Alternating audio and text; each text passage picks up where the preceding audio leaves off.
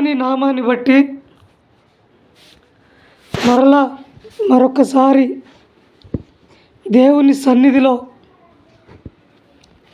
మనం ఈ విధంగా కూడుకున్నందుకు దేవునికే స్తోత్రం కలుగునుగాక. మనము ఈ దినము జూలై 1వ తారీఖు 2026 బుధవారము. ఈ దినము మనము దేవుని సన్నిధిలో మరొక మారు కలుసుకునే భాగ్యము దేవుడు మనకి కలగజేసినందుకు, సంఘముగా మనం ఇలా కూడుకున్నందుకు దేవునికి మనం ఎంతో కృతజ్ఞతలు చెప్పుకోవాల్సిన వారిమై ఉన్నాం. ప్రత్యేకంగా మనము చదువుకుంటున్న లేఖన భాగములో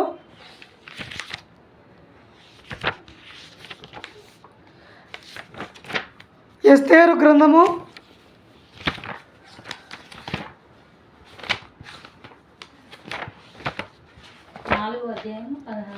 4వ అధ్యాయము 16వ వచనములో నేను నశించేదను అనే ఒక మాటను మనం ధ్యానిస్తూ ఉన్నాం. ఈ గ్రంథము దేనికోసం రాయబడ్డదంటే, ఈ గ్రంథము మరణానికి సంబంధించిన అంశాన్ని తెలియజేయడానికి రాయబడ్డది. మరణానికి సంబంధించిన అంశాలను తెలియజేయడానికే ఈ గ్రంథం రాయబడ్డది. ఈ గ్రంథంలో రాజు ఏం చేస్తుండంటే 127 సంస్థానములో ఉన్న అధిపతులను, అధికారులను, పాలకులను, జ్ఞానులను, కాలజ్ఞానులను, తత్వవేత్తలను, బలాఢ్యులను, నాయకులను, సైనికులను, వీళ్ళందరినీ అక్కడున్న రాజు అహష్వేరోషు రాజు, ఈ రాజు వీళ్ళందరినీ పిలుచుకొని విందిస్తుండు. ఏమిస్తుండు? విందు ఎందుకు ఇస్తుండు? తన గొప్పతనాన్ని, తన మహిమైశ్వర్యమును చూపించడానికి. అయితే ఇక్కడ విషయం ఏంటంటే, నిజానికి 127 సంస్థానములో ఉన్న అధిపతులందరినీ పిలుస్తుండు అంటే తర్వాత ఒక యుద్ధం జరగాల్సి ఉంది. గ్రీకు దేశం మీద ఒక యుద్ధము చేయాల్సి ఉంది. ఆ యుద్ధములో గెలవాల్సింది. ఎందుకంటే అహష్వేరోషు రాజు గతంలో గ్రీకుల మీద ఈ రాజు యొక్క తండ్రి ఓడిపోయిండు. తండ్రిని ఓడించిన ఈ బాధ, తండ్రిని ఓడించిన వారిని ఓడించాలి అనే ప్రతీకారము ఇతనిలో ఉండి 127 సంస్థానాలందరినీ పిలిచి ఆ విషయం గురించి చర్చించడం జరుగుతుంది అక్కడ. అదేవిధంగా రెండో విందు కూడా జరుగుతూ ఉంది. రెండో విందు ఎవరికైతే విందు చేయడానికి ఉపయోగపడరో వాళ్లకు, అక్కడున్న ఉన్నతాధికారులకు, ఆ రాజ్యంలో షూషాను కోటలో ఉన్న వాళ్ళ కోసము ఈ విధంగా జరుగుతూ ఉంది. ఈ విషయాలన్నీ కేవలం బైబిల్లోనే కాదు, ఇతర వేరే గ్రంథాలలో కూడా రాయబడి ఉన్నాయి. ఆనాడు చరిత్రకారుడైన హెరోడోటస్ అనే చరిత్రకారుడు అక్కడ ఉన్న రాజ్యము, ఆ రాజ్యంలో జరిగిన సంగతులు, ఆ రాజ్యంలో రాజులు, రాణులు, పరిపాలన విధానము, వీటన్నిటిని కూడా బైబిల్లో కాకుండా వేరే గ్రంథములలో కూడా, బైబిలేతర గ్రంథాలలో కూడా చరిత్రకారులు లిఖించడం జరిగింది ఇవే విషయాలను. అయితే ఈ విషయాలని బైబిల్లో కూడా లిఖించడం జరిగింది. ఈ అహష్వేరోషు రాజు, ఈ రాజుకు సంబంధించిన, ఆ దేశానికి సంబంధించిన విషయాలన్నీ ఈ ఒక్క ఎస్తేరు గ్రంథంలోనే కాదు, ఎజ్రా గ్రంథములో, నెహెమ్యా గ్రంథములో కూడా కొన్ని విషయాలు పొందుపరుచున్నవి. ఈ విధంగా ఈ ఎస్తేరు గ్రంథంలో రాజు గురించి చదువుకుంటా ఉన్నాం. ఈరోజు మనము ఇదే ఎస్తేరు గ్రంథము 2వ అధ్యాయము గమనించినట్టయితే 2వ అధ్యాయము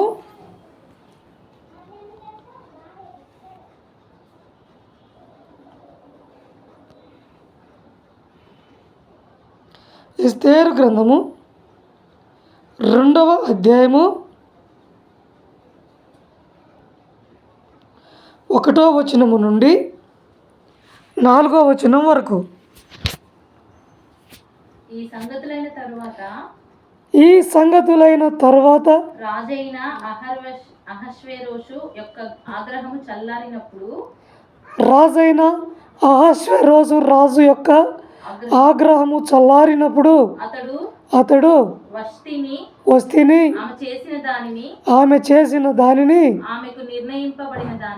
ఆమెకు నిర్ణయింపబడిన దానిని తలంచగా యవ్వనుడగు రాజు పరిచారకులు ఇట్లనిరి, అందమైన కన్యకలను రాజు కొరకు వెతకనగును, అందు నిమిత్తము సౌందర్యవంతులైన కన్యకులందరినీ సమకూర్చి షూషాను కోట అంతఃపురమునకు చేర్చి స్త్రీలకు కాపరియగు రాజు యొక్క నపుంసకుడగు హేగే వంశమునకు అప్పగించున్నట్లు రాజు తన రాజ్యము యొక్క సంస్థానములన్నిటిలో పరిచారకులను నియమించునుగాక. శుద్ధి కొరకు సుగంధ ద్రవ్యములను వారికి ఇచ్చిన తర్వాత రాజు ఆ కన్యకలలో దేని యందు ఇష్టపడునో ఆమె వస్తికి బదులుగా రానియగును. ఈ మాట రాజునకు అనుకూలమాయెను కనుక అతడు అలాగా జరిగించెను. వాక్యము ప్రస్ఫుటంగా చెబుతుంది. 2వ అధ్యాయము 1వ వచనము నుండి 4వ వచనం వరకు ఈ యొక్క లేఖన భాగమును మనము గమనించినట్టయితే ఇక్కడ కొంతమంది స్త్రీలు అంతఃపురమునకు చేర్చబడాల్సిన వారై ఉన్నారు. ఏమై ఉన్నారు? 3వ వచనములు ఉంది కదా, షూషాను కోట అంతఃపురమునకు చేర్చి, షూషాను కోటలోని అంతఃపురమునకు ఈ స్త్రీలను చేర్చాలి. షూషాను కోట, ఈ షూషాను కోట ఇప్పటికీ ఉంది కోట. కాకపోతే అది శిథిలావస్థలు ఉంది. షూషాను కోట 10 ఎకరాలు ఉంటుందట. షూషాను కోట 10 ఎకరాలు ఉంటుందట, ఇప్పటికి ఉంది. అది ఎట్లుంటుందంటే ఒక భూతల స్వర్గము, గార్డెన్ భూతల స్వర్గం లాగుండేట. సకల విధమైన చెట్లు, పువ్వులు, కాయలతోటి అలరాలుతుందట. దానిలోని అక్కడక్కడ కొన్ని గుట్టలు, ఆ గుట్టల మీద మళ్ళీ ఇంద్రభవనాలు, అంతఃపురాలు, మహా అంగరంగ వైభవంగా ఉంటుందట ఆ ప్రాంతం. ఎందుకంటే రాజు అంతఃపురంలో నివసించడు.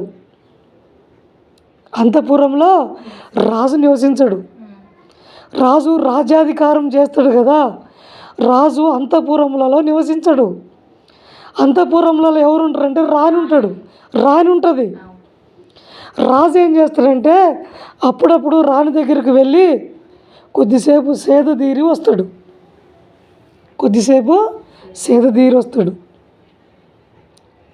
ఈ విషయం మనకి ముందు ముందు తెలుస్తుంది. ఎస్తేర్ రానంటది మొర్దెకైతోటి ముందు అధ్యాయాలలో, రాజు నేను చూడక నెల రోజులైంది, అతని దగ్గరికి పోవాలంటే నాకు ధైర్యం చాలదు, నాకు భయం అవుతుంది అంటది. రాజుకి ఒక్క అంతఃపురమే ఉండాలన్న రూల్ లేదు, ఒక్కతే రాణి ఉండాలని రూల్ లేదు. ప్రతిరోజు రాజు రాణితో ఉంటాడన్న రూల్ కూడా లేదు. ఆ రాజు రాణి వ్యవస్థ కంటే మన వ్యవస్థలే మంచి, భార్య భర్త వ్యవస్థలే మంచి. తిట్టుకున్నా, కొట్టుకున్నా, గుద్దుకున్నా, మాట అనుకున్నా, ముందుంగ తిట్టినా, వెనకంగ తిట్టినా, బయటకు ఒకటన్నా, లోపల ఒకటన్నా, ఏది ఏమైనా కలిసిమెలిసి ఉంటారు కదా. లాభ నష్టాలు అన్నీ తెలుసుకుంటూ, బాధలు పంచుకుంటూ, సంతోషాలు పంచుకుంటూ. కానీ అక్కడ ఆ విధంగా ఉండదు. ఒక్కొక్క సందర్భంలో, యుద్ధం జరుగుతున్న సందర్భంలో 1 సంవత్సరం పాటు కూడా రాజు అంతఃపురానికి చేరడు. కాబట్టి ఇక్కడున్న స్త్రీలు అంతఃపురమునకు చేర్చబడాలి. ఎక్కడికి చేర్చబడాలి? అంతఃపురానికి చేర్చబడాలి. అంతఃపురంకి ఎందుకు చేర్చబడాలి అంటే, ఇప్పుడు వీళ్ళు ఎందుకు చేర్చబడాలి? ఇక్కడున్న సందర్భంలో ఎందుకు చేర్చబడాలి అంటే, వస్తీ రాణి స్థానంలో ఇంకొక రాణిని నియమించుట కొరకు ఈ 127 సంస్థానములు మొత్తము తిరిగి అక్కడ కొంతమంది స్త్రీలను ఏర్పాటు చేసి వాళ్ళని అంతఃపురంలోకి తీసుకొని రావాలి. ఓకేనా? అంతఃపురంలోకి తీసుకొని రావాలి. అంతఃపురంలోకి రాగానే రాజు కలవడు. నువ్వు అంతఃపురంకి వస్తే రాజు నిన్ను చూశాడని కాదు అర్థం. రాజు ఇంక నిన్ను చూడలేదు. నువ్వు రాజు కనపడ్డావా? కనపడలేదు. నువ్వు జస్ట్ అంతఃపురంలోకి చేర్చబడ్డవు. ఇక్కడ కన్యకలందరూ అంతఃపురమునకు చేర్చబడుతున్నారు. వీళ్ళు ఎలాంటి కన్యకలంటే అందమైన కన్యకలు. ఎలాంటి వాళ్ళు? అందమైన కన్యకలు. ఎక్కడికి చేర్చబడుతుర్రు? అంతఃపురమునకు చేర్చబడుతుర్రు. అదిగో అదిగో అదిగో అంతఃపురం అంటే సంఘం. ఏమిటి? సంఘం. అంతఃపురము అంటే సంఘం. షూషాను కోటలో అంతఃపురం ఉన్నట్టుగా దేవుని దగ్గర ఏముందంటే సంఘం. తన పెళ్లి కుమార్తెను ఒకరోజు కలుసుకోవటం కోసము దేవుడు సంఘం అనే అంతఃపురానికి పిలుస్తుండు. సంఘం అనే అంతఃపురానికి పిలుస్తుండు నిన్ను, నన్ను, మనందరినీ. ఈ అంతఃపురము క్రైస్తవ జీవితంలో సంఘం. సంఘములోకి వచ్చిన నీవు సంఘములోకి రాగానే దేవుణ్ణి కలుసుకోలేవు. అంతఃపురంకి వచ్చిన స్త్రీ, అంతఃపురంకి వచ్చిన ఆ సౌందర్యవతి వెంటనే రాజుని కలుసుకోలేదు. అందుకనే అంతఃపురముకు చేర్చబడ్డ నీవు ఒకనాడు నీ సౌందర్యమును బట్టి అంతఃపురానికి చేరుకున్నావు కదా. అయితే దేవుని వాక్యం ఏం చెప్తుందంటే, నీ బాహ్య స్వరూపమును దేవుడు చూడడు, కానీ నీ అంతర సౌందర్యాన్ని దేవుడు చూస్తాడు. ఏమి చూస్తాడు? అంతర సౌందర్యాన్ని దేవుడు చూస్తాడు. ఈ అంతర సౌందర్యం ఏంటంటే నీలో వచ్చిన మారు మనసు. నువ్వు మారు మనసు వస్తేనే సంఘంకు చేర్చబడతావు. అప్పటిదాకా నువ్వు ఎలా ఉన్నా ఏం లేదు, కానీ యోగ్యమైన ప్రవర్తనలోకి నువ్వు మార్చబడాలి. 1 కొరింథీ 7:35లో ఏం చెప్తుండు దేవుడు అంటే, యోగ్య ప్రవర్తనలోకి నీవు మార్చబడాలని దేవుడు చెప్తుండు. అదేవిధంగా గలతీ 2:20లో ఏం చెప్తుండంటే, నువ్వు అంతఃపురముకు చేర్చబడుతున్న నువ్వు, దేవుడు ఏం చెప్తుండంటే, ఇక నువ్వు జీవించవలసింది నీవు కాదు, ఇక నువ్వు జీవించవలసింది నేను కాదు, నాయందు క్రీస్తు జీవించుచున్నాడు అని చెప్పగలిగే స్థాయిలోకి నువ్వు రాగలగాలి. అంతఃపురానికి చేర్చబడుతున్న నువ్వు ఇక నీ కోసం నువ్వు జీవించవద్దు. నువ్వు ఎవరి కోసము? రాజు కోసము. అంతఃపురముకు చేర్చబడ్డ నువ్వు బ్రతకాల్సింది ఇంక రాజు కోసమే.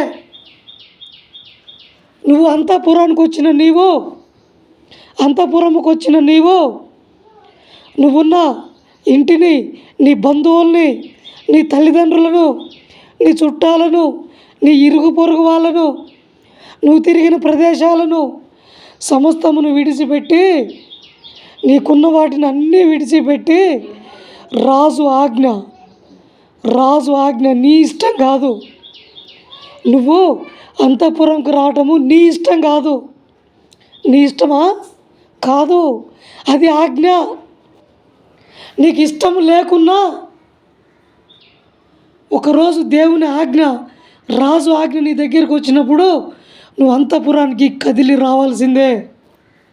రావాలా వద్దా? నీకు ఇంక హక్కు లేదు. నువ్వెక్కడ వెనక్కి తప్పించుకోవడానికి, వెనక్కి పారిపోవడానికి అవకాశం లేదు. ఆ పిలుపు అలా ఉంటుంది. అది ఒక ఆజ్ఞలాగుంటుంది. ఆజ్ఞ రావటానికి ముందు నీలోకి ఏమొస్తుంది? మారు మనసు వస్తుంది. మారు మనసు వస్తుంది. ఈ విధంగా నీవు ఇప్పుడు ఏమనాలి? జీవించున్నది నేను కాదు, నా యందు క్రీస్తే. ఈ ఆలోచన ఉన్న నీవు సంఘము దగ్గరకు రావాలి. అంతఃపురమనే రావాలి.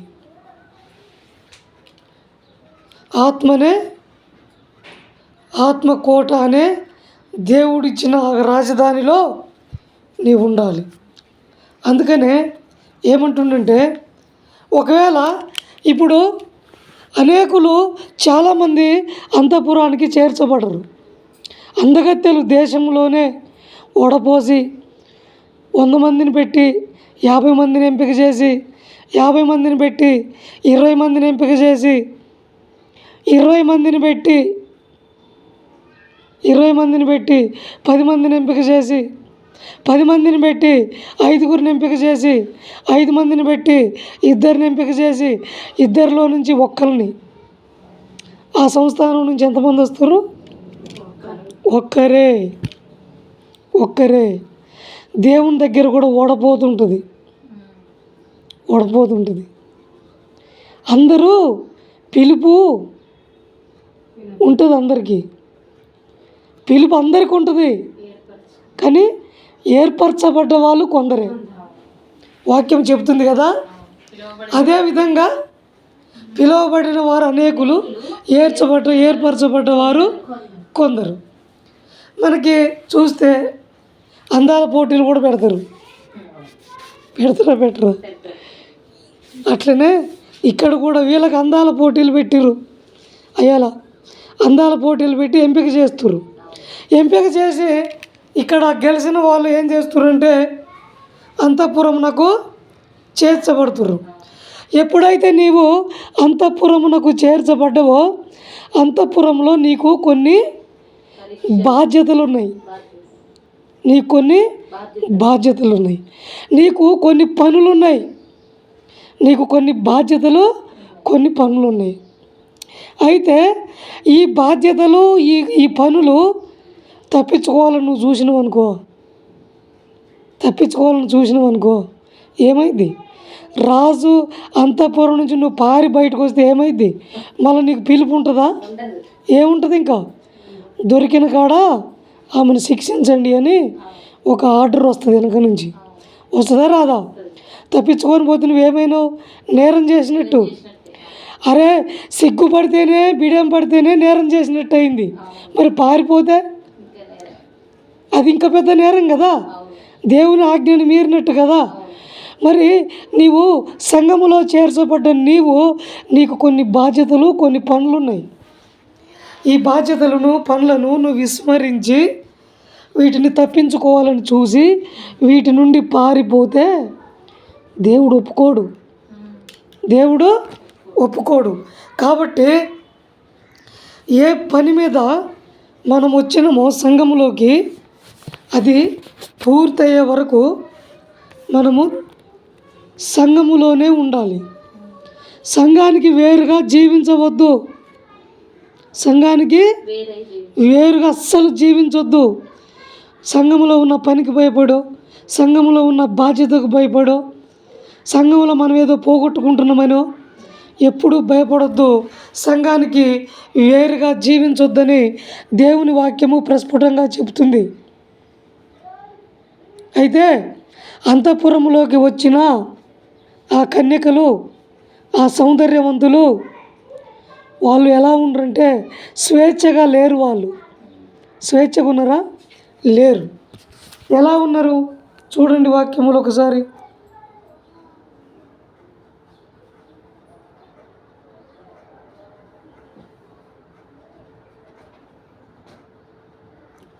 మూడవ వచనంలోనే చదవండి. ఎస్తేరు గ్రంథము 2వ అధ్యాయం 3వ వచనంలో చదవండి. అందు నిమిత్తము సౌందర్యవంతులైన కన్యకలందరినీ సమకూర్చి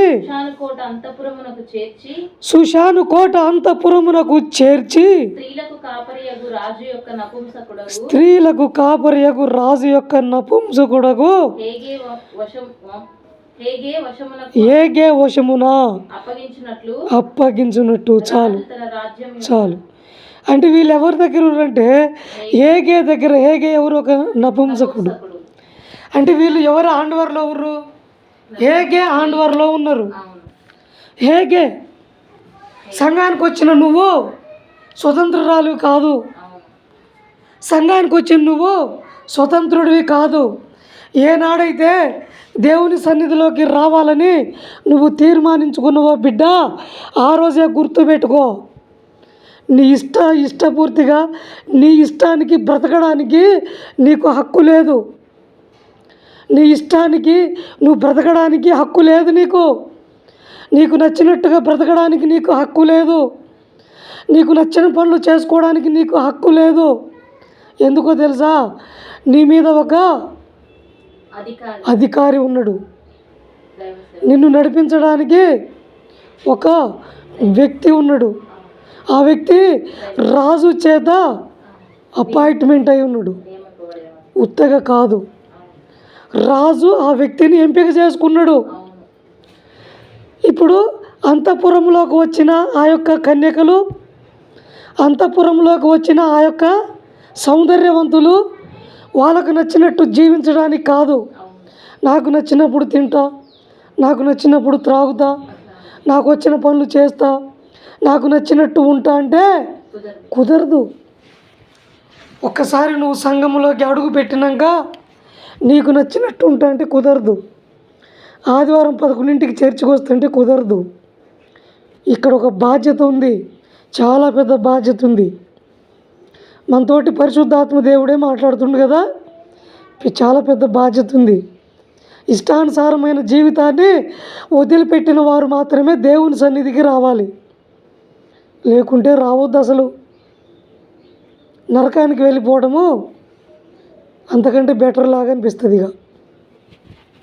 కాబట్టి వాక్యం చెప్తుంది, ఏగే అనే పదానికి అర్థం ఏంటంటే ధ్యానము. ఏగే అనే పదానికి ధ్యానము. అయితే దేవుని సంఘములో చేర్చబడ్డ నీవు నీకు కూడా ఒక హేగే ఉన్నాడు. ఆ హేగే ఎవరంటే పరిశుద్ధాత్మ దేవుడు. ఎవరు? పరిశుద్ధాత్మ దేవుడు. పాస్టర్ కాదు, దైవజనుడు కాదు, సువార్థికుడు కాదు. నిన్ను నడిపించాల్సింది, నీ బాగోగులు చూడాల్సింది, నీ గురించి సాక్ష్యం చెప్పాల్సింది, నీ ప్రవర్తనను అంచనా వేయాల్సింది నువ్వు ఎలా జీవిస్తున్నావో అన్ని గుర్తించాల్సింది నీ యొక్క జీవితమును లెక్క వేసి ఇంకా నీ జీవితంలో ఏమి చేయాలో చెప్పవలసింది ఎవరంటే పరిశుద్ధాత్మ దేవుడు. కాబట్టి నీవు పరిశుద్ధాత్మ దేవుని వశంలో ఉన్నావని మర్చిపోవద్దు. సంఘంలో అడుగుపెట్టిన నీవు ప్రతి క్షణము పరిశుద్ధాత్మ దేవుని యొక్క హ్యాండ్ ఓవర్లో ఉన్నావు. పరిశుద్ధాత్మ దేవుని హ్యాండ్ ఓవర్లో ఉన్న నువ్వు ఇప్పుడు నీకు నచ్చినట్టుగా ఎట్లా జీవిస్తావు? నీకు నచ్చినట్టు ఎట్లుంటావు? నీకు నచ్చిన టీవీ ఎట్లా చూస్తావు? ఎట్లా ప్రోగ్రాం చూస్తావు? ఎలా చూడగలుగుతావు? నీకు నచ్చినట్టు ఎట్లా జీవించగలుగుతావు అసలు నువ్వు? ఇంకా నీ జీవితం ఎక్కడిది? పరిశుద్ధాత్మ చేతిలో పెట్టినావు. దేవుడు చెప్పిండు, పలాని బిడ్డ వచ్చింది, సౌందర్యవంతురాలు, ఆత్మ సౌందర్యం కలిగిన స్త్రీని, ఆత్మ సౌందర్యము కలిగిన పురుషుణ్ణి నేను పిలిపించిన కదా నీ దగ్గరకు. ఓ పరిశుద్ధాత్మ దేవుడా, ఆ బిడ్డని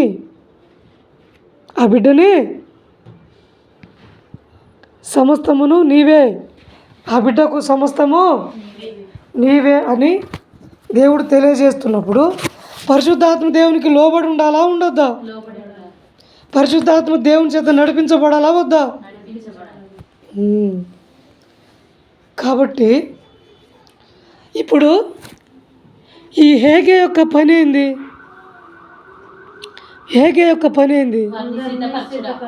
సిద్ధపరచాలి, శుద్ధి చేయాలి. ఇప్పుడు లోకంలో నుండి అంతఃపురంకి వచ్చింది ఒక స్త్రీ.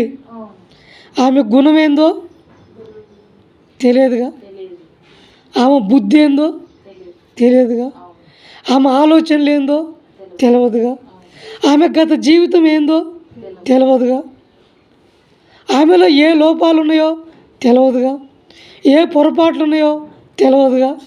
మరి ఇప్పుడు ఈ హేగే ఏం చేయాలి? ఆమెను శుద్ధి చేయాలి. అదేవిధంగా పరిశుద్ధాత్మ దేవుడు కూడా మనల్ని శుద్ధి చేయాలి. అందుకనే యోహాను 16:13 ఏం చెప్తుందంటే, యోహాను 16:13 ఏం చెప్తుందంటే, సత్య స్వరూపి అయిన ఆత్మ వచ్చినప్పుడు మిమ్మల్ని సర్వసత్యములోకి నడిపించును. ఎప్పుడైతే ఈ సంఘములోకి మీరు వచ్చిర్రో, సంఘములోకి వచ్చిన మీ దగ్గరకు సత్య స్వరూపి అయిన ఆత్మ అంటే పరిశుద్ధాత్మ దేవుడు వస్తాడు. ఈ వచ్చి ఏం చేస్తాడంటే, ఇప్పటిదాకా నీకున్న జీవితాన్ని ఆయన కౌంట్ చేయడు, అది జ్ఞాపకం కూడా చేసుకోడు. కానీ ఎప్పుడైతే నువ్వు సంఘములో చేర్చబడ్డావో ఆ రోజు నుండి నిన్ను సత్యములోకి నడిపిస్తాడు. ఏం చేస్తుండో? నిన్ను సత్యములోకి నడిపిస్తాడు. సత్యములోకి నడిపించడం అంటే అది మామూలు విషయం కాదు. అది నీకు ఎంతో నేర్పాలి. రోజు రోజు రోజు రోజు వాక్యము చేత నేర్పి నేర్పి నేర్పి నేర్పి నీకు నేర్పించి నేర్పించి నేర్పించి నేర్పించి నేర్పించి అనేక విషయాలు నీకు నేర్పించి శిశువుగా ఉన్న నిన్ను యవ్వనస్తురాలుగా మార్చి, పాలు తాగే నిన్ను మాంసం తినే వానిలాగా మార్చి, అప్పుడు తన కోసం నిన్ను నిలబెట్టుకొని, అప్పుడు నా బిడ్డ పరిపూర్ణమైంది, సర్వసత్యంలోకి వచ్చింది అని చెప్తున్నాడట. సంఘం ఏం చేస్తుందంటే నీ గత జీవితాన్ని మారుస్తుంది, నిన్ను శుద్ధి చేస్తుంది. శుద్ధి చేయగానే ఇంక నువ్వు రాజును కలుసుకోలే. అర్థమైందా? నువ్వు సంఘములోకి రాగానే పరిశుద్ధాత్మ దేవుడు కార్యాలు నీలో చూస్తుండగానే నువ్వు సర్వసత్యంలోకి నడిపించుటకు ఆ మార్గంలో నువ్వు అనేక విషయాలు నేర్చుకున్నంత మాత్రాన నువ్వు ఇంకా రాజుని, యేసుక్రీస్తుని కలుసుకోలేదు. ఇంకా అయిపోలేదు, ఇంకా కలుసుకోలేదు. ఇదంతా ఏంటంటే నీకు ఇప్పుడు ఇదంతా ఏంటంటే నువ్వు సంఘములో దేవుని కోసం ఎలా బ్రతకాలో నేర్చుకునే సమయం ఇది. నువ్వేమనుకుంటున్నావంటే సంఘంలోకి వస్తుండగా, సండే చర్చికి వస్తుండగా నేను దేవుని బిడ్డనే అనుకుంటున్నావు. కానీ కాదు.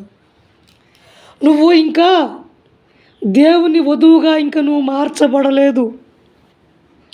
ఇది నియామక కాలము.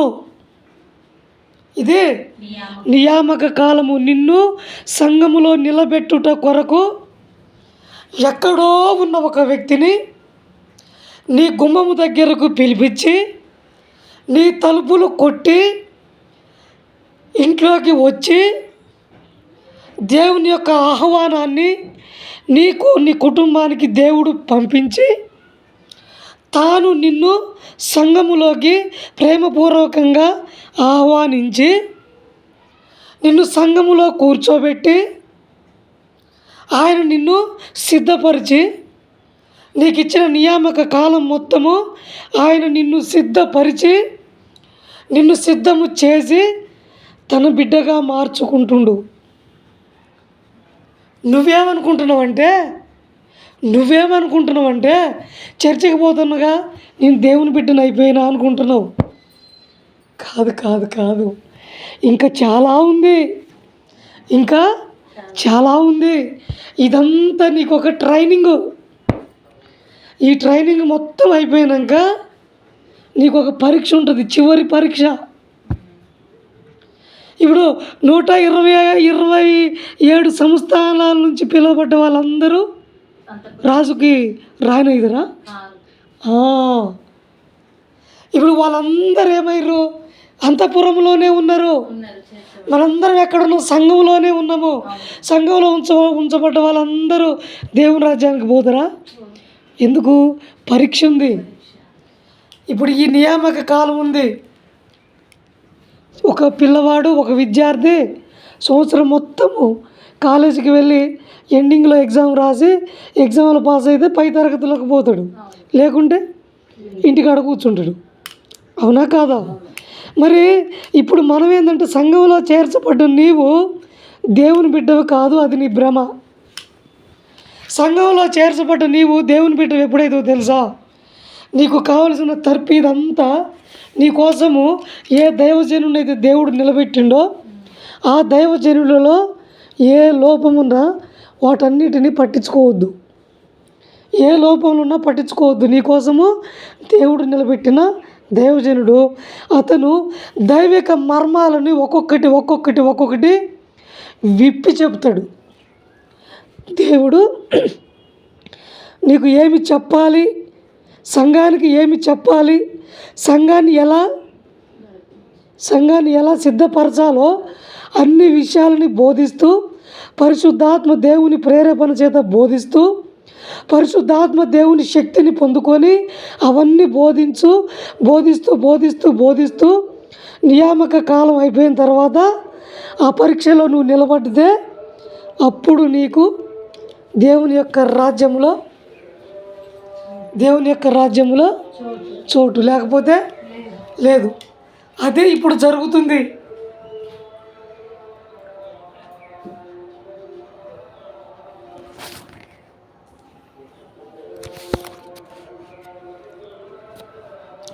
మరి ఇప్పుడు ఇదంతా మనం ఏం చెప్పుకుంటున్నాం? సంఘములో విశ్వాసులు శుద్ధీకరించబడాలి. సంఘములో విశ్వాసులు శుద్ధీకరించబడాలి. అందుకోసము ఎఫెసీ 5:27 ఏం చెప్తుందంటే, క్రీస్తంట సంఘాన్ని ఎంతో ప్రేమించి కలంకము ముడత లేకుండా పరిశుద్ధంగా నిర్దోషముగా తన ముందు నిలబెట్టుకుంటుండట.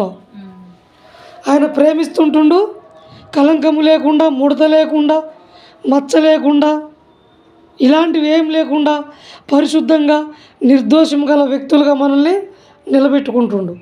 కాబట్టి సంఘ నియామక కూడికలు జరిగినప్పుడు సంఘము శుద్ధీకరించబడుతుంది. కొన్ని సంఘాలు ఉంటాయి, ఆ పాస్టర్లు వాళ్ళకేం చెప్తుర్రో ఆ విశ్వాసులు ఏమి వింటుర్రో ఏం అర్థం కాదు. వాళ్ళు ఏం చెప్తుర్రో వాళ్ళకి అర్థం కాదు, వీళ్ళు ఏమి వింటుర్రో వీళ్ళకి అర్థం కాదు. ఇక సీరియళ్ళు ఉంటాయి, 10 ఏళ్ళు 20 ఏళ్ళు వస్తాయి టీవీలో సీరియళ్ళు. వీళ్ళు కూడా అట్టనే ఉంటుంది.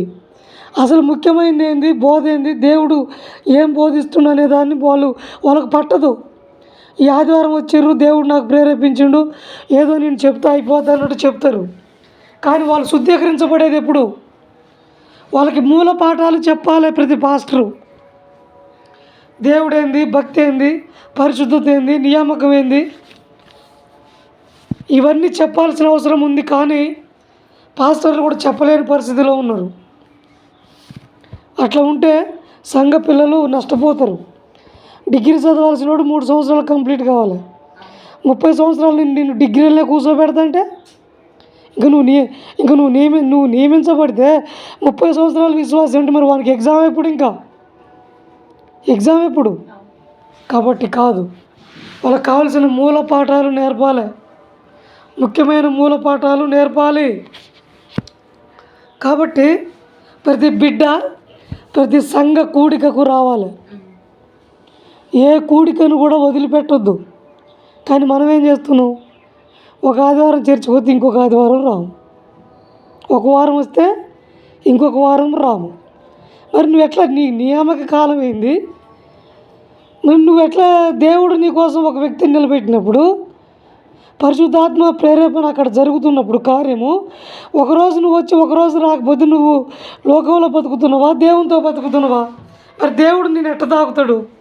నీకు 100 పనులు ఉంటాయి, మరి నేను ఎట్ట తాగుతాడు దేవుడు? కాబట్టి శుద్ధీకరణ విషయంలో దేవునికి దగ్గరగా ఉండాలి.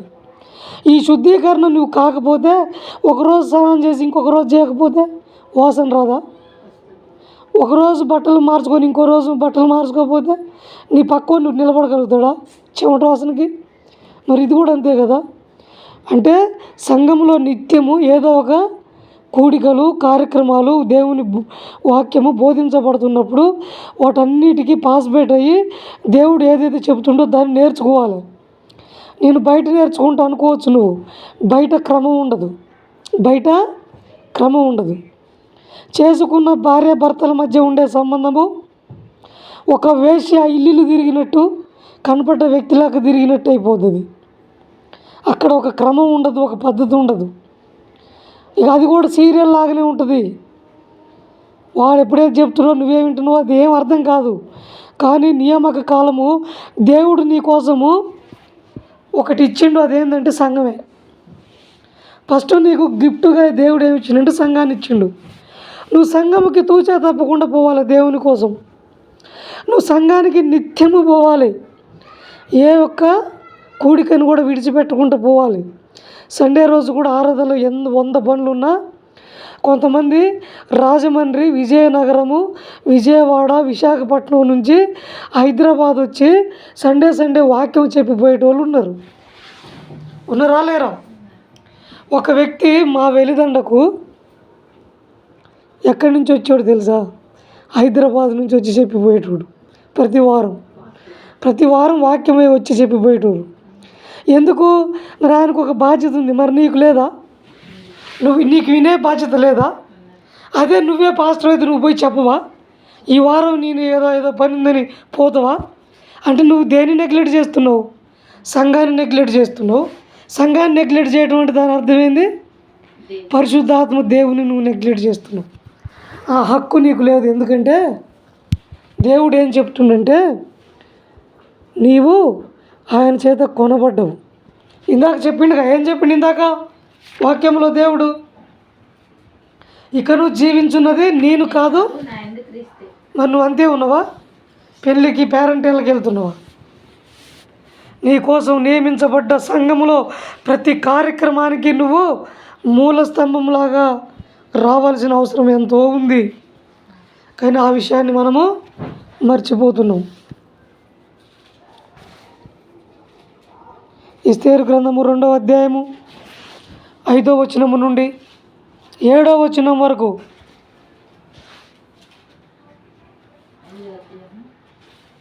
5 నుంచి 8 వరకు.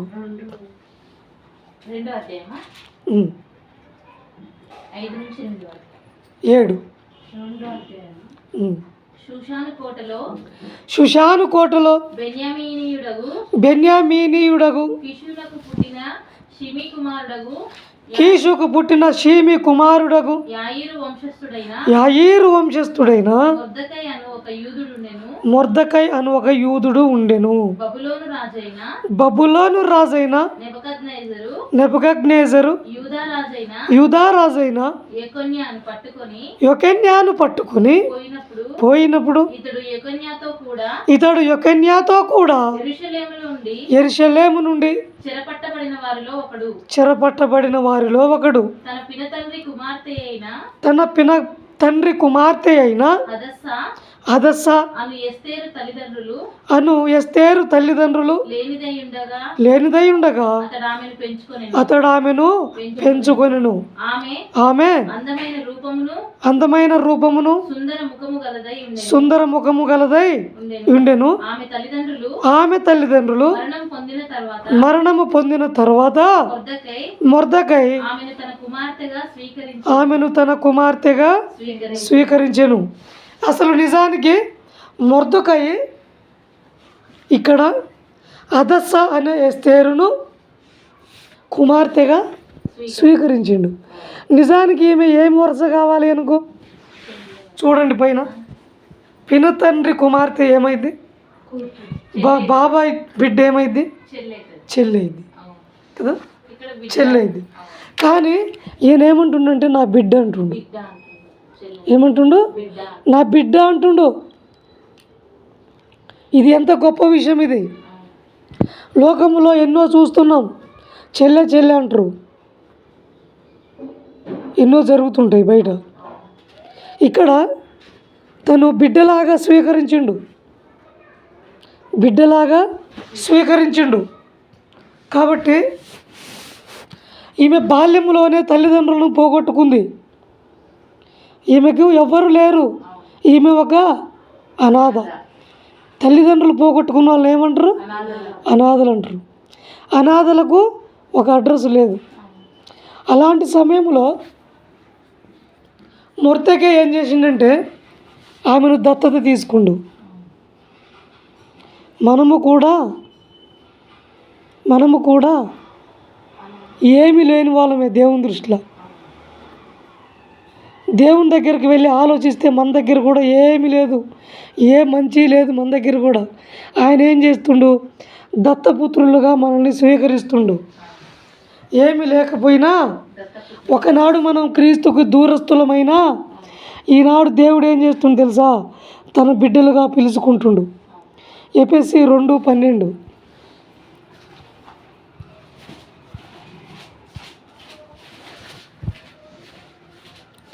ఎఫెసీ 2:12.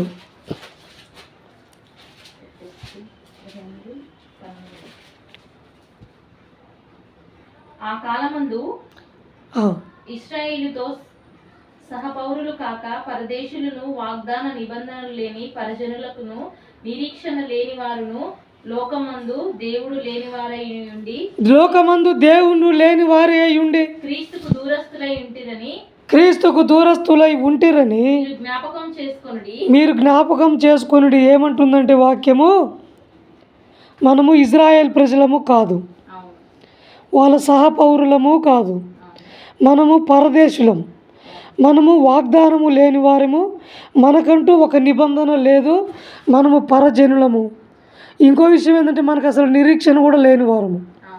ఇంకా గొప్ప విషయం ఏంటంటే నిజమైన దేవుడు యేసుక్రీస్తేగా. అంటే దేవుడు కూడా లేని వారి మనం. అంటే మనం ఈ లోకం యందు దేవుడు లేని వారిమై ఉంటే, ఇంకో విషయం అసలు క్రీస్తుకి దూరస్థులమై ఉన్నాం. మనం క్రీస్తులకు దూరస్థులమై ఉన్నాము.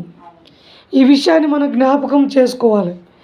ఈ విధంగా దూరస్థులమై ఉన్న మనము 13వ వచనం ఏముంటుంది చూడండి. అయినను మునుపు దూరస్థులైన మీరు ఇప్పుడు క్రీస్తు యేసునందు క్రీస్తు రక్తము వలన సమీపస్థులై ఉన్నారు. ఒకప్పుడు దూరస్థులే, కానీ ఇప్పుడు ఏమంటుండు దేవుడు, నిన్ను పిలుచుకుంటుండు. ఒకనాడు ఎస్తేరుకు తల్లిదండ్రులు లేకపోతే మొర్దెకై పిలిచిండు. ఈనాడు మనకు కూడా ఆత్మీయ తల్లిదండ్రులు మనకు లేరు. దేవుడు ఏం చేస్తుండంటే మనల్ని తన యొద్దకు పిలుచుకుంటుండు. మనకి మరి ఏమైనా అర్హత ఉందా? మన ఇజ్రాయెల్ ప్రజలమా? మనకు నిబంధన ఉందా? మనకు పద్ధతి ఉందా? మనం ఏం చేస్తామో మనకే అర్థం కాదు, ఏ దేవుని మొక్కుతామో మనకే అర్థం కాదు. అట్లాంటి మనల్ని దేవుడు పిలుచుకుంటుండు. పిలుచుకొని ఏం చేస్తుండంటే, ఆనాడు ఆహస్వేరోషు రాజు అంతఃపురంలోకి పిలుచుకున్నట్టుగా ఈనాడు దేవుడు ఏ అర్హత లేని మనల్ని సంఘములోకి పిలుచుకుంటుండు. అవునా కాదా? 8 నుండి 15 వచనం వరకు, 2వ ఎస్తేరు గ్రంథము 8వ వచనం నుండి 15 వరకు.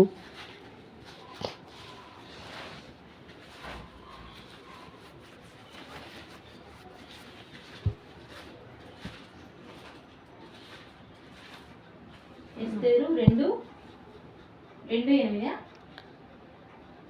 రాజాజ్ఞయు అతని నిర్ణయమును ప్రచురము చేయబడి కన్యకులు అనేకులు షుషాను కోటకు పోగు చేయబడి హేగే వశమునకు అప్పగింపబడగా, ఎస్తేరును రాజు యొక్క నగరునకు తేబడి స్త్రీలను కాయు హేగే వశమునకు అప్పగింపబడేది. ఇప్పుడు ఎవరికి అప్పగించబడది?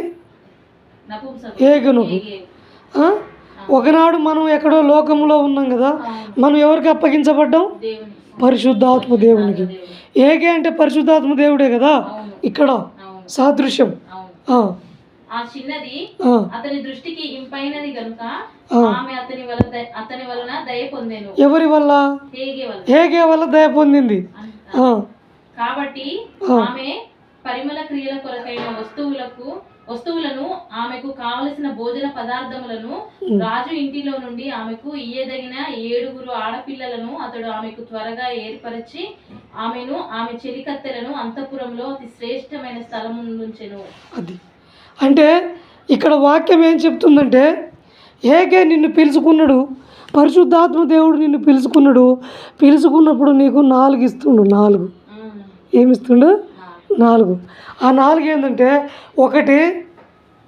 ఒకటి పరిమళ వస్తువులు. పరిమళ వస్తువులు ఏంటికి? నువ్వు శుద్ధీకరించబడి నువ్వు ఇంకా సౌందర్యంగా మార్చబడుటకు నీ ముఖము నీ మోము అతనిచ్చిన సుగంధ ద్రవ్యాలను, ఆ యొక్క పరిమళ ద్రవ్యాలను వాడుకొని నువ్వు ఇంకా అందంగా తయారు కావడానికి. అయితే పరిశుద్ధాత్మ దేవుడు మనకేమిస్తుండంటే, ఆత్మ సౌందర్యంగా మారడానికి వాక్యములో ఉన్న అనేక విషయాలను నేర్పిస్తుండు మనకు. కాబట్టి ఏకే మనకు 4 వస్తువులు ఇస్తే దాంట్లో ఒకటేంటిది? పరిమళ వస్తువులు అంటే సుగంధ ద్రవ్యాలు. సుగంధ ద్రవ్యములు అంటే ఏముంటాయి? బొట్టు, కాటుక, ఇంకా చందనము, అలాంటివి. అయ్యేగాక ఫేస్ మంచిగా ఉండాలంటే ఏం కావాలి? మందార పువ్వు, పసుపు, గంధం, అవే కదా. అవి ఇస్తుండు. 2 ఏమి ఇస్తుండంటే భోజన పదార్థాలు ఇస్తుండు. అంటే భోజన పదార్థాలు. 3వది ఏమి ఇస్తుండంటే నీకు ఒక గొప్ప సహవాసాన్ని ఇస్తుండు. సంఘం అనే సహవాసాన్ని ఇస్తుండు దేవుడు. 4 ఏమి ఇస్తుండంటే అతి శ్రేష్టమైన స్థలాన్ని ఇస్తుండు. అతి శ్రేష్టమైన స్థలమునిస్తుండు. ఒకసారి చూసుకుందాం. అంతఃపురంలో ఉన్న ఈ స్త్రీలు పరిమళ క్రియలు చేయాలి. పరిమళ క్రియలు అంటే తన అందాన్ని ఇంకా పెంచుకోవాలి, ఇంకా పెంచుకోవాలి. అంటే ఒక స్త్రీ ఎప్పుడైతే అంతఃపురంలోకి చేర్చబడదో, ఆ స్త్రీ సంవత్సరం పాటు తన సౌందర్యాన్ని పెంచుకొని సంవత్సరం తర్వాత రాజు దగ్గరికి పోవాలట. ఎప్పుడు? ఒక సంవత్సరం పాటు ఆ గంధము అవన్నీ ఉంటాయి కదా అక్క, అవన్నీ రాసుకొని నీట్గా మంచిగా అందంగా అయ్యి రాజు దగ్గర పోగానే తలుక్కొని మెరవాలి. అంటే 1 ఇయర్ తన అందాన్ని 1 ఇయర్ పెంచుకోవడానికి టైం ఇచ్చిండు ఎవరు? రాజు. 1 ఇయర్ మీరు ఎంత అందంగా తయారైతాయో ఎంత అందంగా తయారవుతారో వాళ్ళకి కావాల్సిన అన్నీ వండి, సుగంధ ద్రవ్యాలన్నీ, మంచి ఆహారము, మంచి బట్టలు, మంచి పానీయము, రాసుకోవడానికి, స్నానం చేసుకోవడానికి బట్టలు, సమస్తమును సమకూర్చని ఏగేకి చెప్పిండు దేవుడు. రాజు. ఈ విధంగా మనకు కూడా దేవుడు ఎప్పుడైతే సంఘములోకి అడుగు పెడతామో మన క్రియలు మారిపోవాలి. మన ఆలోచనలు, మన పనులు అన్నీ మారిపోవాలి. సమస్తము మారిపోవాలి. మనము ఆనాడు అక్కడ సౌందర్యం పెంచుకోవడానికి ఎట్లా కష్టపడుతుర్రో, ఆత్మ సౌందర్యం కోసము క్రియలు లేని విశ్వాసము వ్యర్థం. అంటే క్రియలలో నువ్వు చూపించాలి. నాకు ఒక అన్న ఉన్నాడు, ఎంత మంచి అన్న అంటే నార్కేట్పల్లి సైమన్ అన్న, చాలా దేవుని బిడ్డ, చాలా విశ్వాసి, గొప్ప విశ్వాసి. ఎంత గొప్ప విశ్వాసి అంటే యాక్సిడెంట్లో చచ్చిపోయిండు. ఒక 2 years అయింది చచ్చిపోయి. సాగర్ పోతూ వస్తూ యాక్సిడెంట్ అయ్యి చచ్చిపోయిండు. ఎంత గొప్పోడంటే ఇంటికి వస్తే టీ తాగంటే తాగడు. ఏమంటాడు తెలుసా, బ్రదరు వద్దులే బ్రదరు, నీకెందుకు అంత ఇబ్బంది, నీకెందుకు, వద్దులే అంటాడు. లేదన్నా తాగు బ్రదరు అంటే వద్దులే బ్రదర్ అంటాడు. బ్రతిలాడంగా ఎప్పుడుకో ఒకసారి తాగుతాడు. ఆయన ఏంటంటే భారం పెట్టొద్దు అంటాడు, భారం పెట్టొద్దు అంటాడు. ఆయన తత్వం. ఈ విధముగా మన క్రియలు సహాయం చేసే క్రియలుగా, మన క్రియలు ఎక్కడికైనా వెళ్తే దేవుణ్ణి వెంబడిస్తున్న వాళ్ళు ఇలా ఉంటారు అన్నట్టుగా అలాంటి క్రియలు కలిగి సత్క్రియలు చేస్తూ ఉండాలి. అందుకనే ఎఫెసీ 2:10 చెప్తుంది, మీ వలన కలిగినది కాదు. ఎఫెసీ 2:10 ఏం చెప్తుందంటే, మరియు వాటి యందు మనము నడుచుకొనవలెనని దేవుడు ముందుగా సిద్ధపరిచిన సత్క్రియలు చేయుటకై మనము క్రీస్తేసునందు సృష్టించబడిన వారిమై ఆయన చేసిన పని అయి ఉన్నాము. అంటే ఎప్పుడైతే నువ్వు సంఘంలోకి పిలువబడ్డావో ఆ రోజు నుండి మనము నడుచుకోవాల్సినవి కూడా దేవుడు ముందే మనకు తెలియజేసిండు. ఆ సత్క్రియలు తెలియజేసిండు. ఇప్పుడు లోకం వేరు మనం వేరు.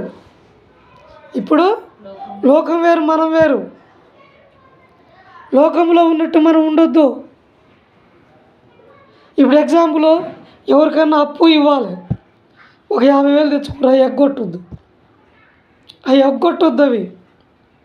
అవి ఇవ్వకుండా ఉండొద్దు. అప్పుడు నీకు అన్యునికి ఏమి తేడా ఉంది? ఏమి లేదు కదా. మరి దేవుడు ఏం చెప్తుండు, నీకు కొదవగా ఉంది నన్ను అడుగు, నీ అప్పులు నేను తీరుస్తా, ముందు నువ్వు నా దగ్గరకు రా. నువ్వు నా నియామక కాలం వరకు నేను ఎట్లా కోరుకుంటున్నా, నీ నుంచి నేనేం కోరుకుంటున్నా, సత్క్రియలు కోరుకుంటున్నా. సత్క్రియలు చేయడానికి నువ్వు సిద్ధపడితే నువ్వు చేయాల్సిన సత్క్రియలన్నీ నీ ముందుండి నేను చేపిస్తాను, వెనక కూర్చొని రా. కానీ మీరే ఒత్తి పట్టిరనుకో, దేవుని యొక్క సత్క్రియలు మన ద్వారా సత్క్రియలు జరగవు. దేవుడు చేయాల్సిన సత్క్రియలు తన పిల్లల ద్వారా చేస్తాడు, అవి జరగవు. ₹1 అప్పు ఉన్నా ఎవరికి ఆపొద్దు. ఇచ్చేయాలంతే, ఇచ్చేయాలి. లేకున్నా ఏం లేదు, అడక్క తిన్న ఏం లేదు, ఇచ్చేయాలి. ఇవ్వకపోయినా సమాధానంగా ఉండాలి. ఇగో ఇది ఇప్పుడు వస్తుంది, అప్పటికి ఇవ్వగలుగుతా, ప్రయత్నం చేస్తున్నా. ముందు మనమే చెప్పాలి. మన మీద అనుమానం రానియొద్దు. మన మీద అనుమానం వస్తుంది, అవమానం వస్తుందంటే అది పరిశుద్ధాత్మ దేవునికి వస్తుంది. నువ్వు ఎవరి దగ్గర ఉన్నావు? పరిశుద్ధాత్మ దేవుని హ్యాండ్ ఓవర్లో ఉన్నావు. నువ్వు నీ సొంతానికి నువ్వు లేవు, నీ సొంతానికి నువ్వు బ్రతకడానికి లేవు, నీ సొంతానికి నువ్వు నిర్ణయాలు తీసుకోవడానికి లేవు, నీ సొంతానికి నువ్వు బ్రతకడానికి లేవు. ఇక్కడ నీకు ఏ అప్పు ఉన్నా, ఏ కొదవ ఉన్నా, ఏ కరువు ఉన్నా, ఏ సమస్య ఉన్నా దేవుని దగ్గరికి వెళ్ళి చెప్పుకుంటే పరిశుద్ధాత్మ దేవుడు వాటన్నిటి నుండి విడుదలనిస్తాడు, సహాయం చేస్తాడు. కానీ మన నిర్ణయాలు మనం ఉంటే మన దగ్గరికి ఏది రాదు.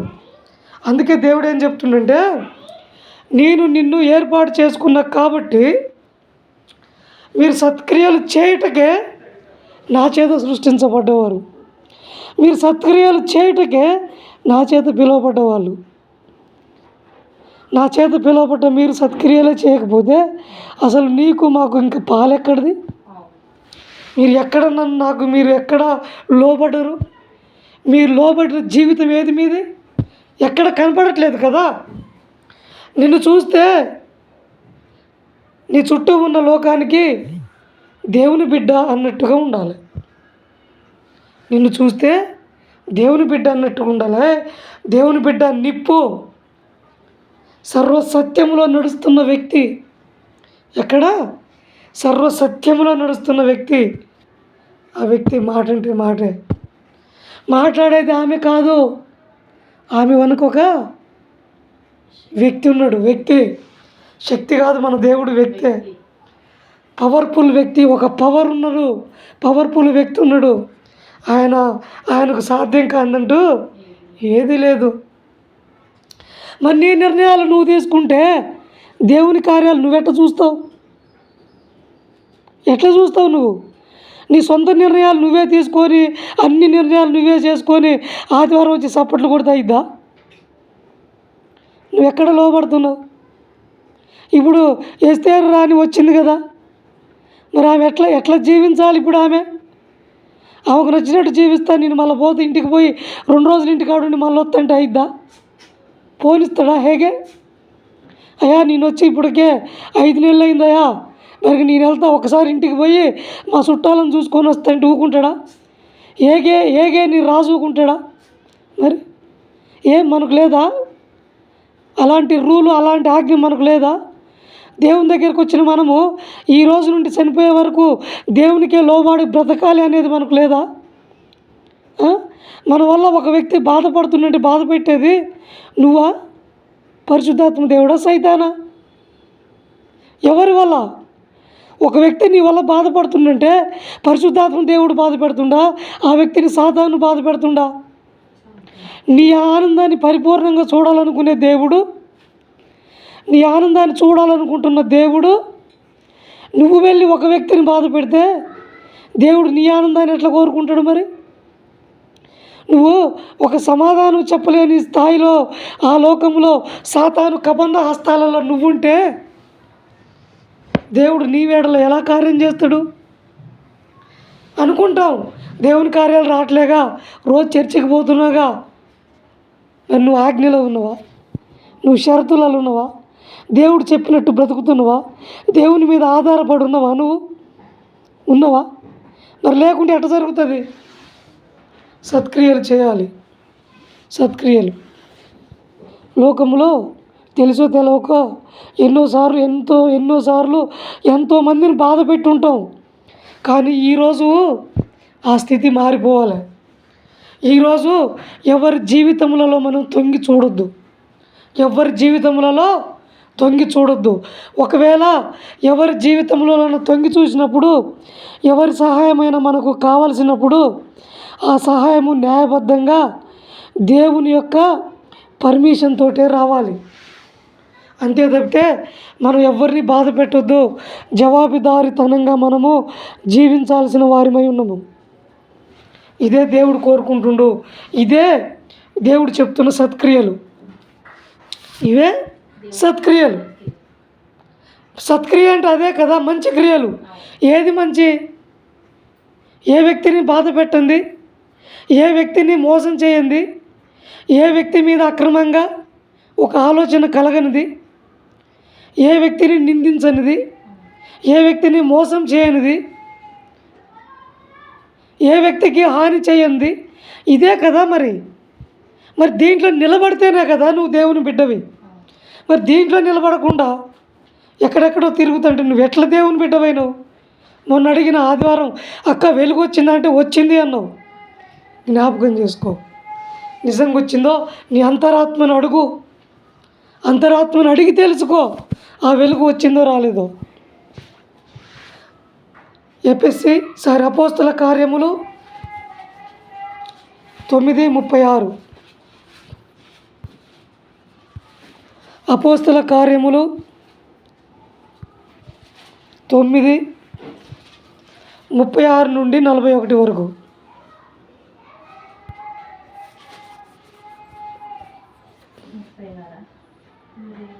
మరియు మెప్పేలో 30లో తబితా అని ఒక శిష్యురాలు ఉండెను. తబితా అని ఒక శిష్యురాలు ఉండెను. ఆమెకు భాషాంతరమున దోర్కా అని పేరు. ఆమెకు భాషాంతరమున దోర్కా అని పేరు.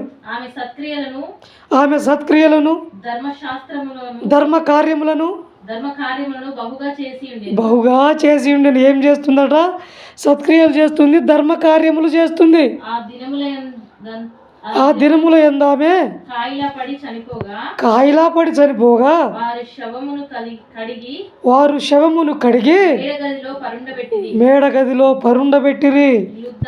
లుద్ద ముప్పేపుకు దగ్గర ఉండుట చేత పేతురు అక్కడ ఉన్నాడని శిష్యులు విని అతడు తడువు చేయక తమ యొద్దకు రావాలనని వేడుకొనగా ఇద్దరు మనుషులను అతనికి యొద్దకు పంపిరి. పేతురు లేచి వారితో కూడా వెళ్ళి అక్కడ చేరినప్పుడు వారు మేడ గదిలోనికి అతనిని తీసుకొని వచ్చిరి. విధవరాళ్ళందరూ వచ్చి ఏడ్చుచు దోర్కా తనతో కూడా ఉన్నప్పుడు కుట్టిన అంగీలను వస్త్రములను చూపుచు అతని ఎదుట నిలిచిరి. పేతురు అందరినీ వెలుపలకు పంపి మోకాళ్ళుని ప్రార్థన చేసి శవము వైపు తిరిగి తబితా లెమ్మనగా ఆమె కన్నులు తెరిచి పేతురుని చూసి లేచి కూర్చుండెను. చాలు. చూసారా? ఆమె చేసిన మంచి కార్యములు, ధర్మ కార్యములు చచ్చిపోయిన ఆమెను కూడా లేపుతున్నాయి. మరి నీ అప్పుల బాధల నుంచి బయటికి తీసుకురావా? నీ సమస్యలో నుండి బయటికి తీసుకురావా? నీ కన్నీటిలో నుండి బయటికి తీసుకురావా? నీ వ్యాధి బాధల్లో నుండి బయటికి తీసుకురావా? నీకు ఉద్యోగాలు ఇవ్వవా? నీ పిల్లల జీవితాలు నిలబెట్టవా? మీ వ్యవసాయంలో, మీ వ్యాపారంలో, మీ చదువుల్లో, మీ ఉద్యోగాలలో మీకు ఆశీర్వాదాలు దొరకవా? ముందు మీరు సత్క్రియలు, దానక్రియలు, దాన ధర్మాలు చేయటము దేవుని సన్నిధిలో నేర్చుకోండి. ఎంతమంది బట్టలు తెచ్చిస్తున్నారటయ్యా, మేము పేదవాళ్ళము నాయనా. అయ్యా పేతురు, మాకు బట్టలు లేవు తండ్రి. అగో ఆమె మా స్థితిని చూసి మాకు బట్టలు కుట్టించినాయా, ఇగో ఇవి ఆ బట్టలు. ఆమె చచ్చిపోతే మేము ఇప్పుడు తట్టుకోలేకపోతున్నాం అంటే పేతురు పరిశుద్ధాత్మ దేవుని వైపు చూసి మోకాళ్ళుండి ప్రార్థన చేస్తే ఆమె దాన ధర్మములు, ఆమె సత్క్రియలు ఏం చేసినాయి? ఆమెను మరణములో నుండి కూడా లేపినాయి. అంటే ఇంతకంటే ఇంకేమైనా సాక్ష్యం ఏం కావాలి మీకు? ఇంతకంటే సాక్ష్యం ఇంకేమి కావాలి? నెల్సన్ మండేలాని ఇంచుమించు ఒక 30 సంవత్సరాలు జైలు వేసారు అక్కడ ప్రభుత్వం. 30 సంవత్సరాలు. ఆ జైలు గోడ, ఆ జైలు ఎట్లుంటుంది తెలుసా? అది ఎట్లుంటుంది తెలుసా? మనిషి నిలబడటానికి నిలబడితే పైన తలకాయ తగులుతుంది.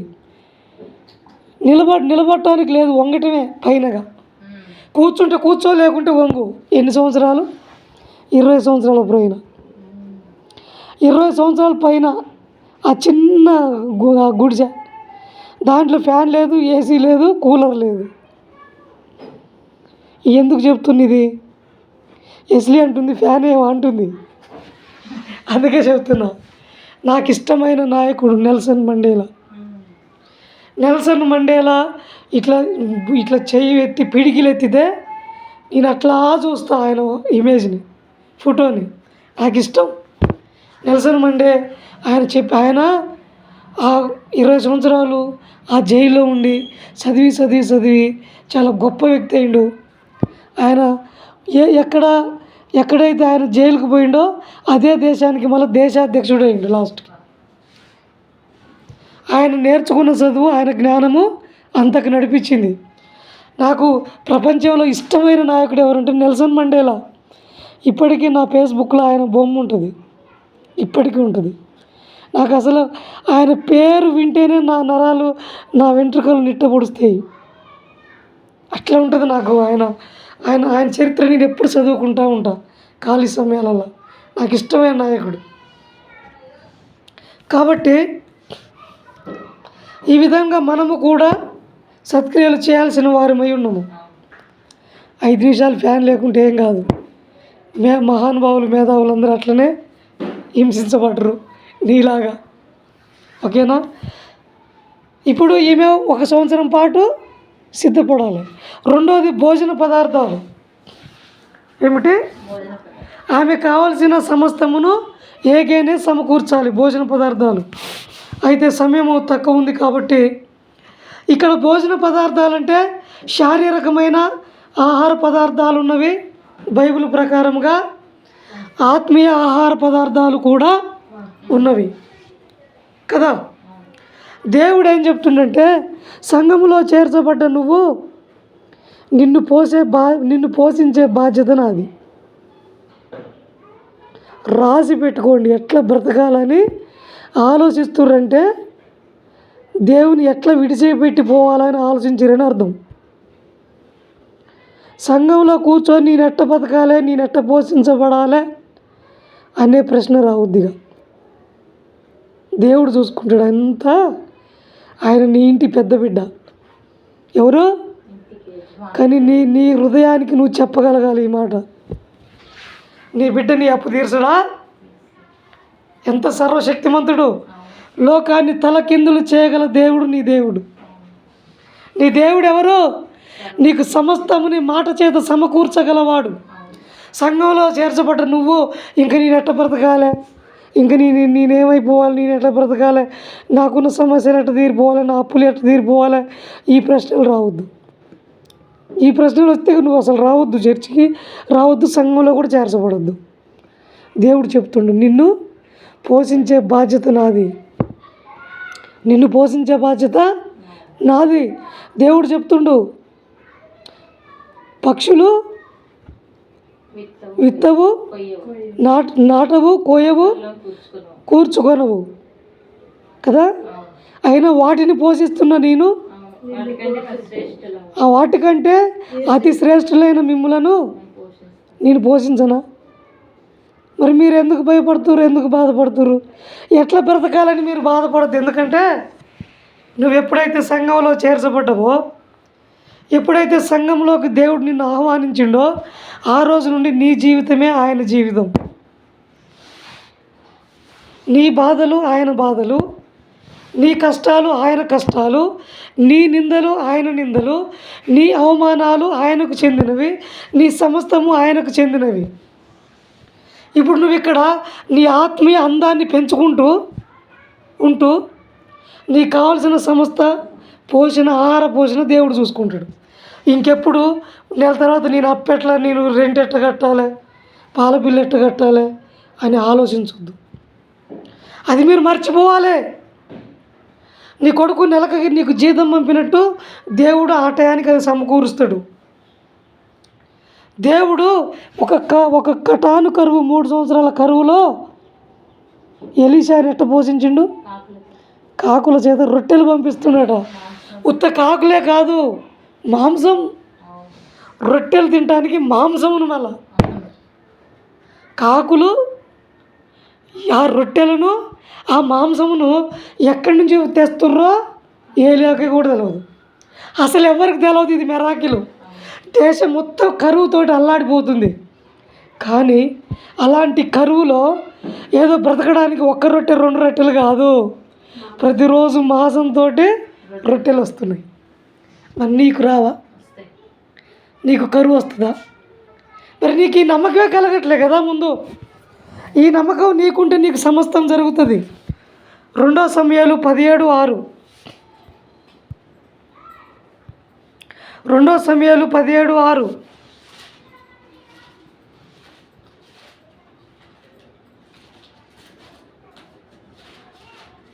సరే, లేట్ అవుతుంది, వదిలేయండి ప్రజెందుకని.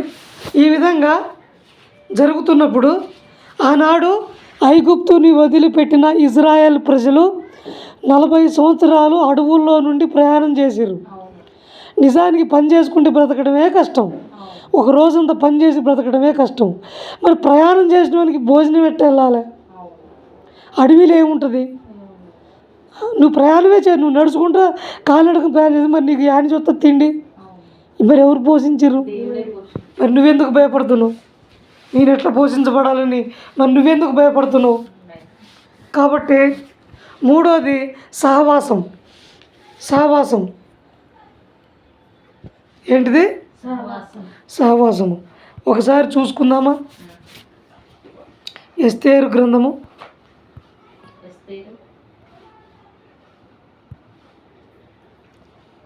2వ అధ్యాయంలో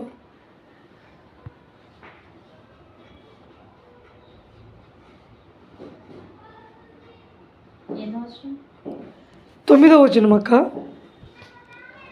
ఆ చిన్నది అతని దృష్టికి ఇంపైనది గనుక ఆమె అతని వల్ల దయ పొందెను. కాబట్టి ఆమె పరిమళ క్రియల కొరకైన వస్తువులను ఆమెకు కావలసిన భోజన పదార్థములను రాజు ఇంటిలో నుండి ఆమెకు ఇయ్యదగిన 7 ఆడపిల్లలను వారిని త్వరగా ఏర్పరిచి ఆమె చెలికత్తెలను అంతఃపురంలో అతి శ్రేష్టమైన స్థలములో ఉంచిండు. ఇక్కడ సహవాసాన్ని ఇచ్చిండు, శ్రేష్టమైన స్థలాన్ని ఇచ్చిండు. కాబట్టి ఈరోజు గుర్తుపెట్టుకోండి, లోకము నీకు వైరము.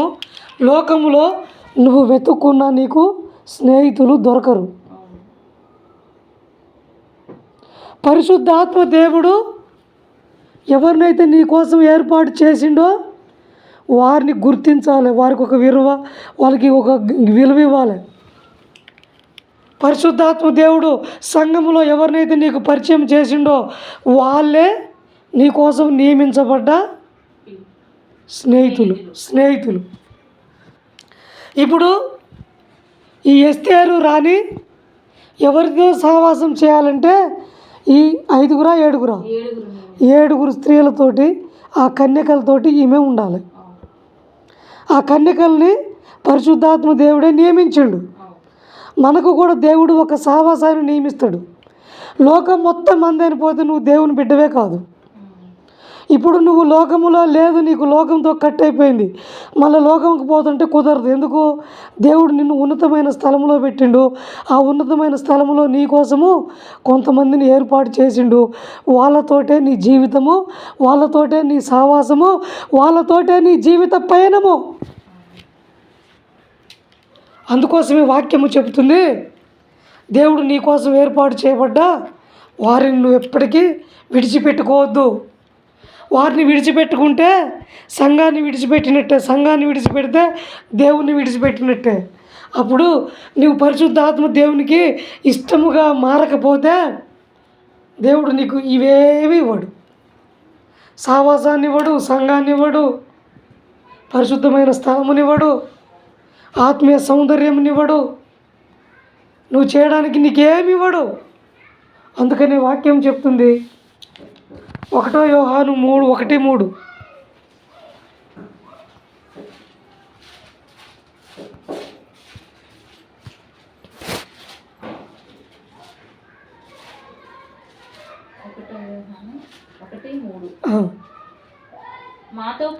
మాతో కూడా మీకును సహవాసము కలుగునట్టు మేము చూసిన దానిని వినిన దానిని మీకును తెలియజేయుచున్నాను. మన సహవాసం అయితే తండ్రితో కూడాను ఆయన కుమారుడైన యేసుక్రీస్తుతో కూడాను. అర్థమైందా? మన సహవాసం ఎవరితో తెలుసా? దేవుని పిల్లలతోటి, సంఘముతోటి, తండ్రితోటి, పరిశుద్ధాత్మ దేవునితోటి, యేసుక్రీస్తుతోటి. అలాంటి సహవాసాన్ని విడిచిపెట్టుకుంటే నీవు, లోకాన్ని కోరుకుంటే నీవు దేవుని బిడ్డగా ఎంచబడవు. నీ నియామక కాలంలో నీవు దేవుని బిడ్డగా మార్పు చెందలేవు. అందుకనే శ్రేష్టమైన స్థలం అంటుండు దేవుడు. వీటన్నిటిని ఇవ్వటకే శ్రేష్టమైన స్థలంలో నిలబెడతా అంటుండు. కీర్తన 16:6. కీర్తన 16:6.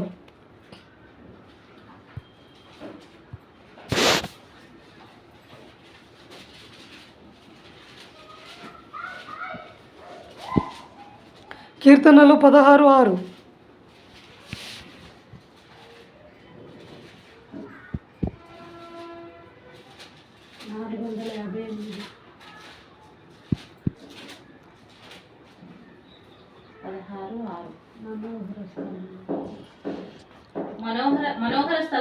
మనోహర స్థలములలో నాకు పాలు ప్రాప్తించెను.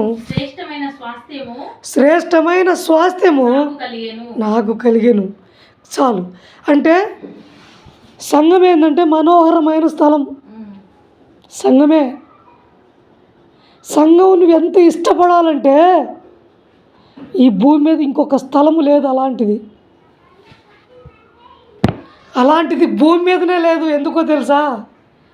ఈ మనోహరమైన స్థలాన్ని దేవుడు నీ కోసం ఎంపిక చేసిండు. ఈ స్థలాన్ని దేవుడు నీ కోసం సిద్ధపరిచిండు. ఈ స్థలానికి దేవుడు నిన్ను పిలిచిండు. ఈ స్థలాల్లో దేవుడు నిన్ను కూర్చోబెడుతుండు. ఆ స్థలమునే నీకు స్వాస్థ్యముగా ఇవ్వబోతుండు. ఆ స్థలం ఎవరిదంటే నీదే. ఆ సంఘము నీదే. అది పరాయి వాళ్ళది కాదు, అది నీది. ఈ సంఘముకు వచ్చినప్పుడు ఇలాంటి స్థలములో నీ జీవితంలో నీ ప్రాణం ఉన్నంత వరకు కూడా ఇలాంటి స్థలము నీకు ఇంకెక్కడ లేదు. ఇలాంటి స్థలం ఎక్కడ దొరకదు. నువ్వు లోకం మొత్తం తిరిగి రావచ్చు. నయాగార జలపాతం చూసి రావచ్చు అమెరికా పోయి. నువ్వు ఏదైనా చూసిరా. ఆ ప్రదేశంకు ఒక 10 సార్లు పోతే బోర్ అనిపిస్తుందా లేదా? ఊరికొచ్చి ఏమొస్తారా అన్నట్టు అయిదా లేదా? కానీ సంఘం అట్లా కాదు. ఎందుకంటే ఇక్కడ నీకేం పెట్టిండు దేవుడు? నిన్ను నువ్వు శుద్ధి చేసుకోవడానికి శుద్ధీకరణ పెట్టిండు. నీకోసము సమస్త దీవెనలు ఆహారాన్ని పెట్టిండు. సమస్తమైన ఆహారమును పెట్టిండు. సావాసాన్ని పెట్టిండు. నీకు శ్రేష్టమైన స్థలాన్ని పెట్టిండు. ఈ స్థలానికి వచ్చిన నీవు నీ యొక్క అవయవాలు నీతి సాధకములుగా ఉంటాయి. ఫస్ట్ రోజు ఉండకపోవచ్చు, రెండో రోజు ఉండకపోవచ్చు, కానీ రూపాంతరం చెందుతూ ఒకరోజు నీ జీవితము నీతి సాధకముగా మార్చబడుతుంది. తబితా జీవితము వలె మార్చబడుతుంది. తబితా అనేది మారు పేరు దోర్కా వలె మార్చబడుతుంది. నీ జీవితం మార్చబడటానికి దేవుడు ఇలాంటి ఒక గొప్ప స్థలములో పెట్టిండు. ఇది మనోహరమైన స్థలం అని చెప్తుండు. సంఘానికి దైవజనుడు ఫోన్ వచ్చినప్పుడు వద్దా? అది గుర్తుపెట్టుకోండి. ఇది మీ జీవితంలో మనోహరమైన స్థలము. దీని మించిన స్థలం ఇంకెక్కడ లేదు. కాకపోతే అది మీకు అర్థం కాదు. పోంగ అర్థమవుతుంది. రోమా 8:28 చివరిగా. రోమా 8:28.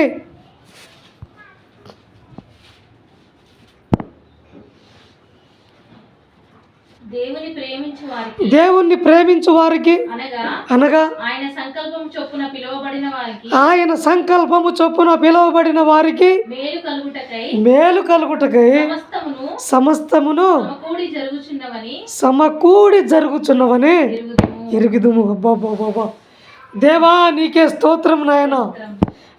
దేవుడు నిన్ను ప్రేమిస్తుండు కదా, ఇక్కడికి పిలిచిండుగా సంఘములోకి కదా. ఇదంతా ఆయన సంకల్పమేగా. ఈరోజు నువ్వు ఇక్కడ కూర్చొని దేవుని వాక్యం వింటున్నావంటే అది నా యొక్క ఉద్దేశం కాదు, నీ యొక్క ఉద్దేశం కాదు. అసలు నేనెంత బలహీనుని తెలుసా? నేను 10 నిమిషాలు ఎవరికి మాటలు కూడా చెప్పలేను. అట్లాంటిది గంట నిలబడి చెప్తున్నాంటే ఇది ఎవరి కోసం? సంఘం కోసం. ఇదంతా దేవుని శక్తి నడిపిస్తుంది అంతే. ఇక్కడ మానవ ప్రమేయం ఏమి లేదు. కాబట్టి ఏం చెప్తుందంటే, పిలువబడ్డావు కదా నువ్వు, నీకు మేలు జరగడానికే సమస్తము ఇక ముందు సమకూరి జరగబోతున్నాయి. ఇక ముందు అంటే నీ జీవితాన్ని దేవుడు ఎలా మార్చబోతుండు తెలుసా? ఎలా మార్చబోతుండు? ఎలా? అది ఆ విధంగా అంటే నువ్వు కనీసము అంచనా వేయలేని, కనీసము నువ్వు ఊహించుకోలేని జీవితాన్ని దేవుడు నీకు ఇవ్వబోతుండు.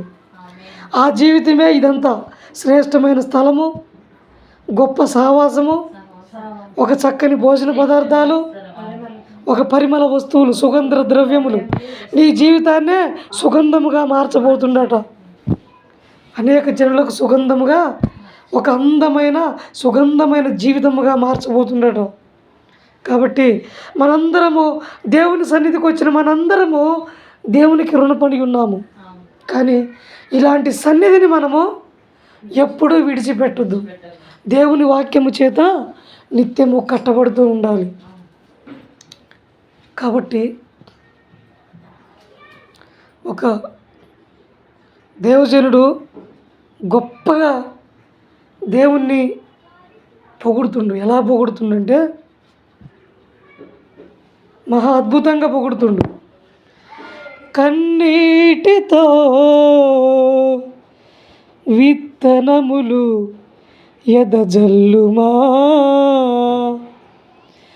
కన్నీటితోటి విత్తనములను వెదజల్లండి.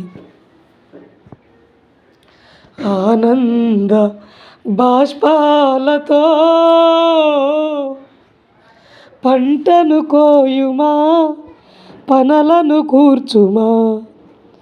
నువ్వు దేవుని సన్నిధికి వచ్చినప్పుడు కన్నీటితోటి బాధ చేత వస్తున్నావేమో, బిడ్డ జ్ఞాపకం చేసుకో. ఓ తల్లి, జ్ఞాపకం చేసుకో తల్లి.